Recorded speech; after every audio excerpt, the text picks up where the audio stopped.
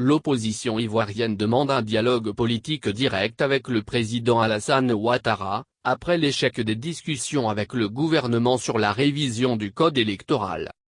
Le gouvernement est incapable de mener des discussions, on ne veut plus du gouvernement Gon qui a échoué. L'opposition demande un dialogue direct avec M.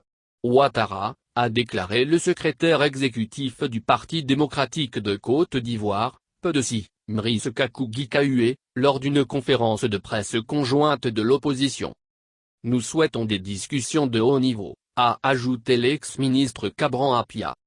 L'opposition qui souhaite la poursuite des discussions sur le code électoral dénonce une clôture unilatérale du dialogue politique qui s'est achevé lundi sur des points de désaccord entre gouvernement et opposition. Les plateformes politiques Z, CDRP, et LMP, FPIBA/AFD, élus marquent leur grande déception et leur totale désapprobation après l'interruption inacceptable des discussions, a déclaré le président de la plateforme Ensemble pour la démocratie et la souveraineté Armand Ouénin. Pour Ouénin, par un tel comportement, le gouvernement confirme son manque de considération pour les organisations politiques.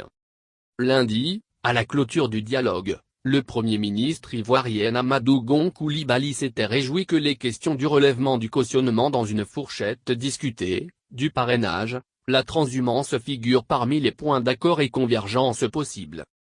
Mais selon l'opposition, sur 12 points, il n'y a eu qu'un seul point d'accord, notamment le remboursement de la caution à 5%.